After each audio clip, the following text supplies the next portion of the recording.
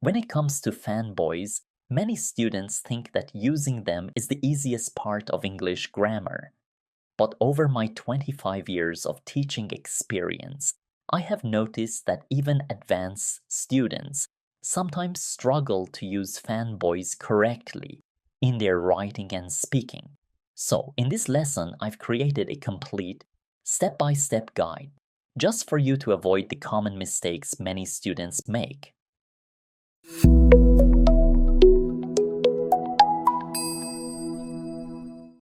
Hello everyone!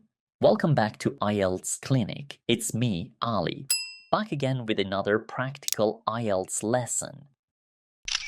In today's video, we're going to learn exactly what fanboys are, when and where to use each one, and the most common mistakes students make. We'll also practice a lot together, so you can use fanboys confidently in both writing and speaking.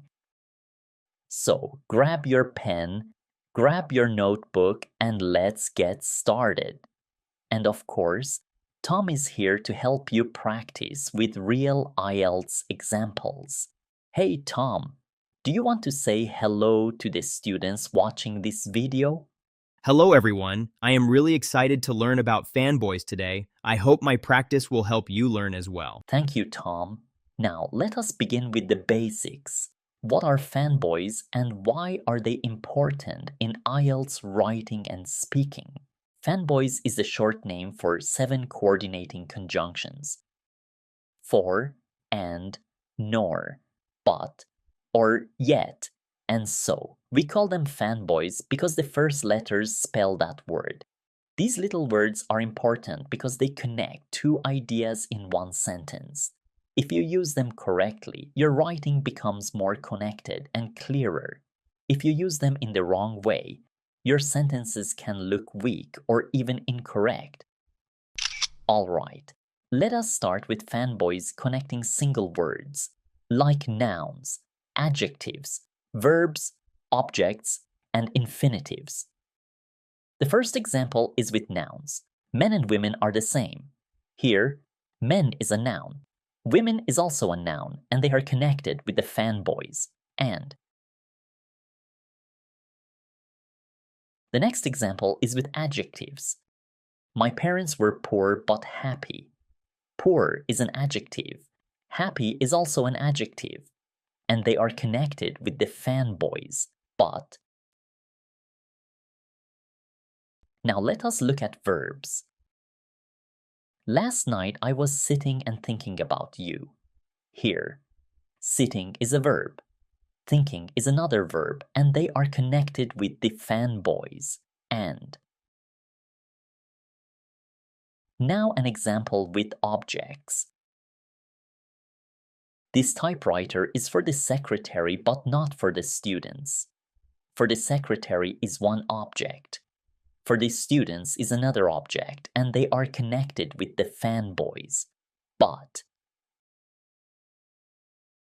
And the last example is with infinitives. I have to write and type this paper tonight. Write is an infinitive.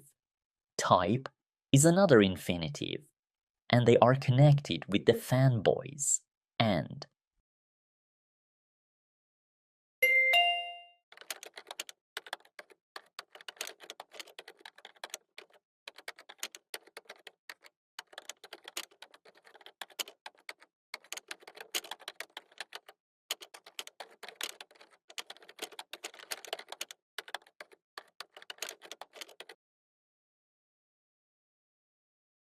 Alright, now that we have seen how fanboys can connect single words, let us move to prepositional phrases.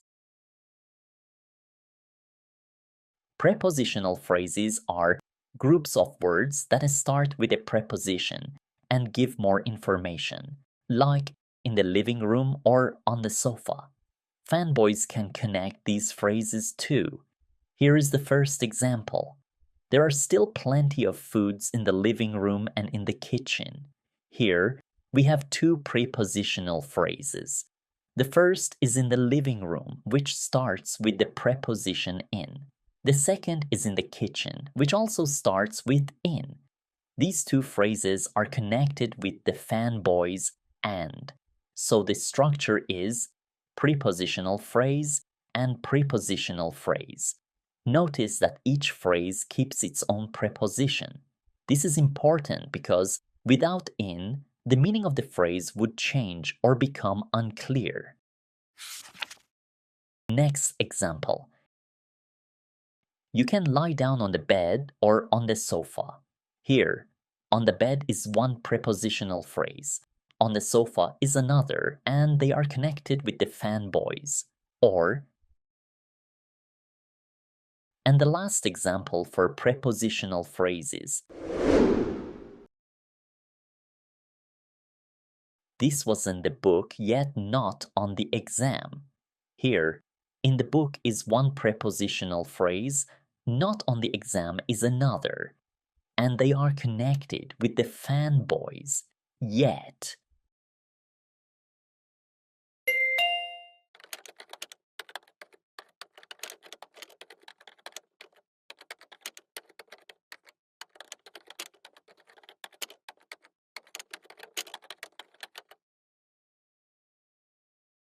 Now that we have looked at prepositional phrases, let us move on to verb phrases. Verb phrases are groups of words that act together as a verb, like am sitting or had gone. Fanboys can connect these phrases too. Here is the first example. Nobody likes to do homework or listen to records. Here, to do homework is one verb phrase. Listen to records is another, and they are connected with the fanboys. Or, and the next example for verb phrases. She had left the room and gone to bed. Here, had left. The room is one verb phrase. Gone to bed is another, and they are connected with the fanboys and.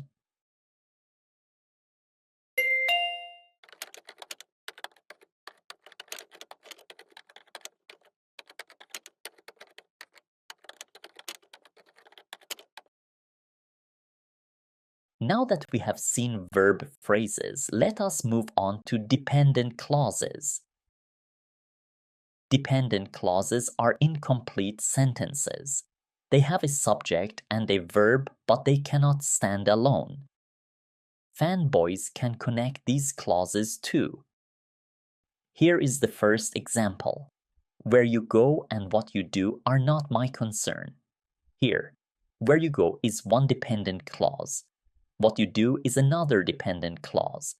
And they are connected with the fanboys. And. Next example. We can talk while you are here or when you return home. Here, while you are here is one dependent clause. When you return home is another. And they are connected with the fanboys. Or. And the last example for dependent clauses. He is a person whom I respect and whom I will always admire. Here, whom I respect is one dependent clause. Whom I will always admire is another. And they are connected with the fanboys and.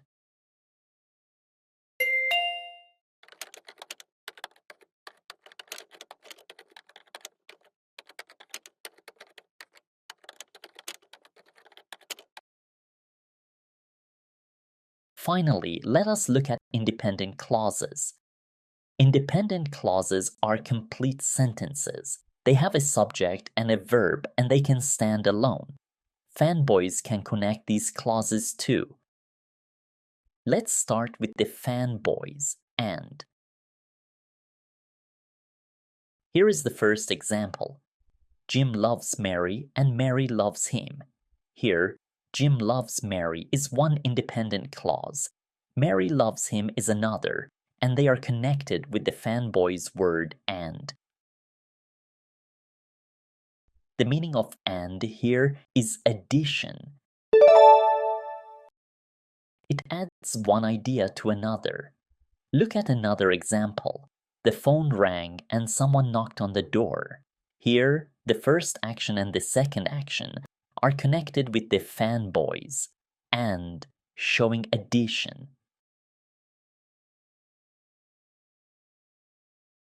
And the next example. You don't have to study, nor do you have to stay home. Here, you don't have to study is one independent clause, and you don't have to stay home is another independent clause, and they are connected with the fanboys, nor. Here, nor is again used for addition, but it is used when both sentences are negative. Be careful. Some IELTS students connect two negative sentences with and in their speaking or writing. This is a common mistake. It is better to connect them with nor. For example, in this sentence, we shouldn't say, you don't have to study and you don't have to stay home. Instead, we say, you don't have to study, nor do you have to stay home.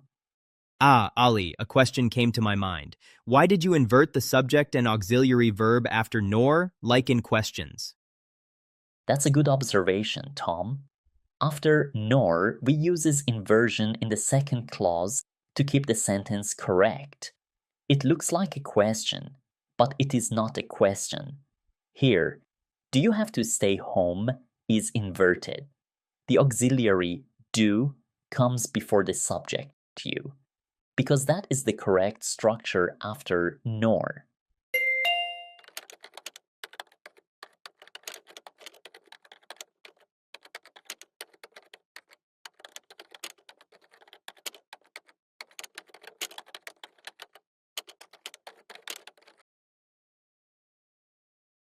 Many students make a mistake and just say, you don't have to study, nor you have to stay home. That is not correct. Always remember to use inversion after nor. Now, let's move to the next example. He proposed, so they got married. Here, he proposed is one independent clause. They got married is another, and they are connected with the fanboys. So, the meaning of so here is result. It shows that the idea in the second clause is the result of the action in the first clause. Ali, I have a question. Is so the same as because? Good question, Tom. No, it is not the same. Because shows the reason for an action, while so shows the result of an action. For example, he studied hard, so he passed the exam. Here, he passed the exam is the result of he studied hard.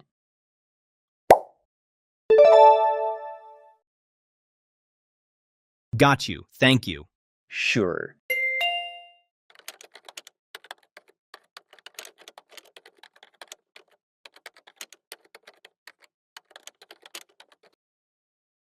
Now that we understood so, let's move to the next fanboy's word, but. Here is an example.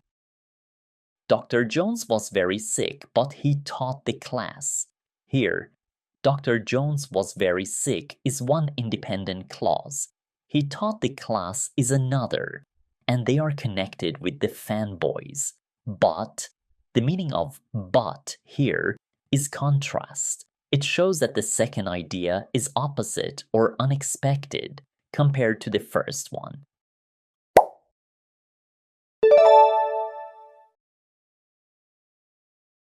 Now, let's look at the next fanboy's word, yet. For example, they lived in her hometown, yet they were not happy. Ali, I don't understand. What does yet mean here? Good question, Tom. In this sentence, yet is a fanboy's, and it means but. It connects two independent clauses and shows contrast. Be careful. This yet is different from the yet you might use, like in I have not finished yet. That one just shows time. Here, yet means but.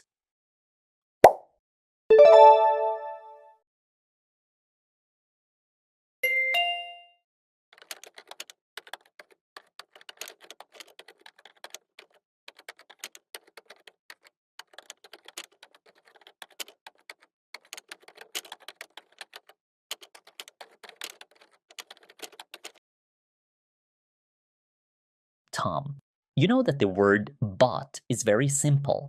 So tell me, from now on, which word could you use in your speaking and especially in your writing instead of but? I think I would use yet. It's more formal and advanced. I've never really used this word before. In Fanboys, yet works just like but to connect two ideas and show contrast. Let me give you another example. His voice was very weak, yet the students understood him.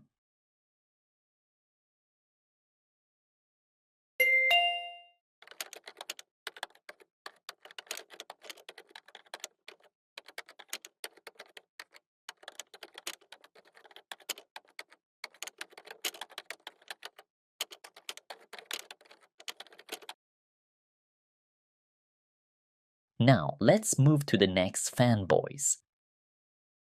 For. For example, they stayed there, for they didn't have enough money to move.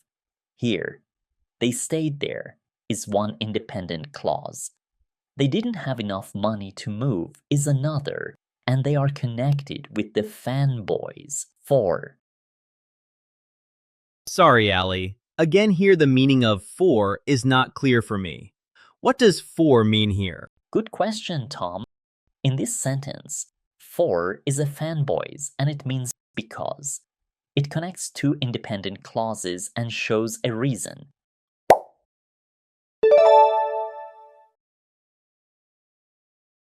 Be careful. This for is different from using for, as in, this gift is for you. That one shows purpose. Or from using for in a sentence like, I have lived in Canada for 30 years. That one shows time. But here, for means because.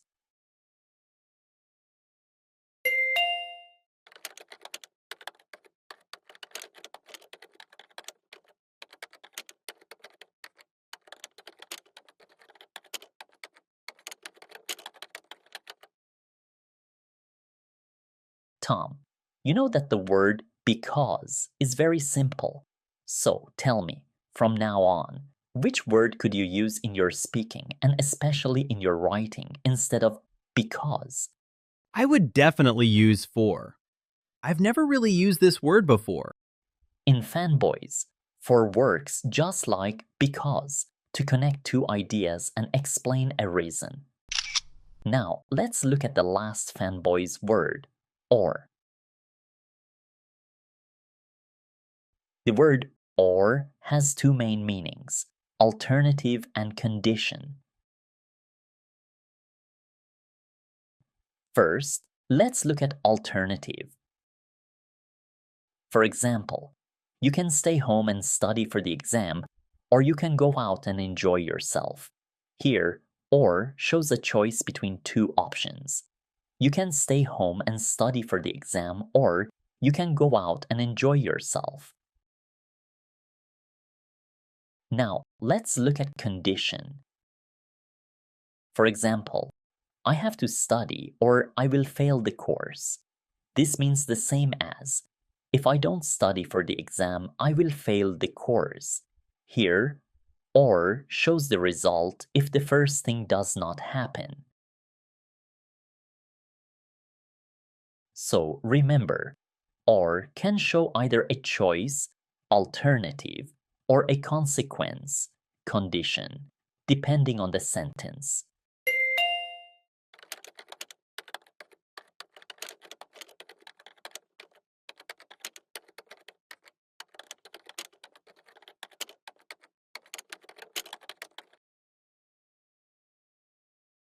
Ali, what I noticed is that when a fanboy's word connects two complete sentences, we need to put a comma before it. But when it connects two single words like nouns, adjectives, verbs, objects, or infinitives, we don't need a comma. Am I right? Good observation, Tom. Yes, you're completely right. Look at these examples. He was tired, but he finished his homework. In this example, the fanboy's word but is connecting two complete sentences, or in other words, two independent sentences. When we say two independent sentences, we mean each part has its own subject and its own verb, and each part can stand alone as a complete sentence. Can you show me what you mean by stand alone?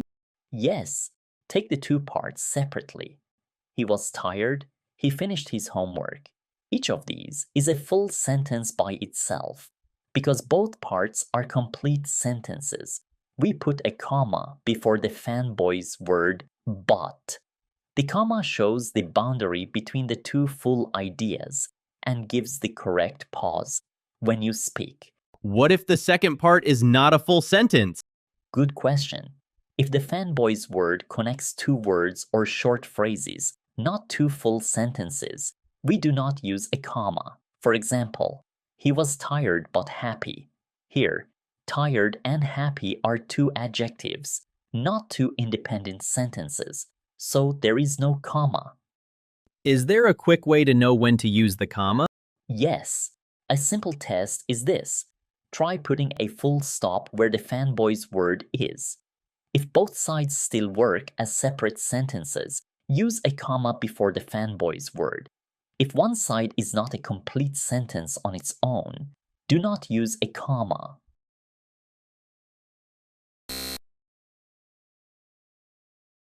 Can you give one more example? Of course. Let's look at this example. She cooked dinner and he did the dishes. If we separate these two sentences and put a full stop at the end of each, both sentences are still correct. Each sentence has a subject, a verb, and an object. Because both parts are complete sentences, we use a comma before and.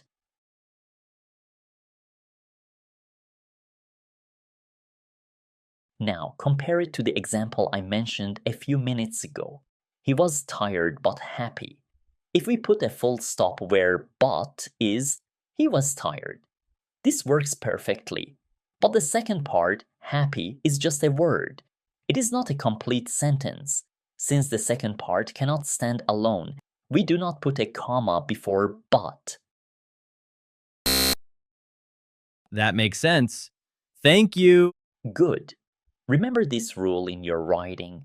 Use a comma before a fanboy's word when it joins two independent sentences. Do not use a comma when it joins two words or phrases.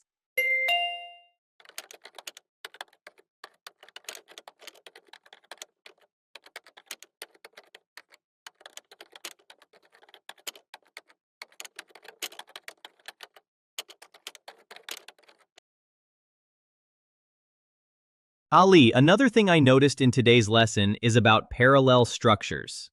It seems that when we use fanboys, it's important to make sure the structure before and after the fanboys word is parallel.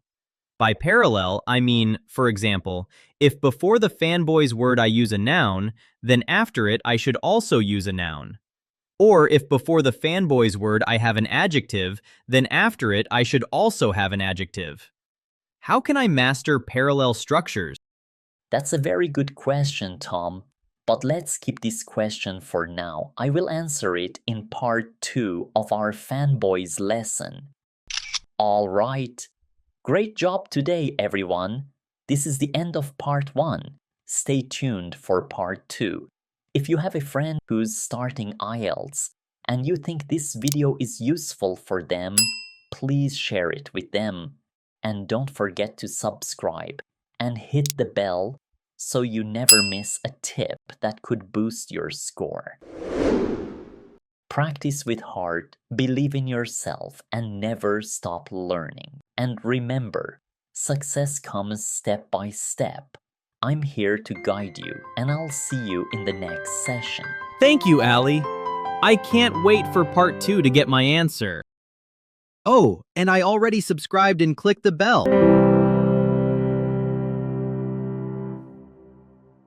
IELTS Clinic. Simple lessons. Real results. So if we learn how to write one paragraph, it will be easier to write the whole essay. So it would be 7 plus 4 plus 4 equals 15. Then they divide it by 3. The introduction is like a map for your essay. So thus, therefore, as a result,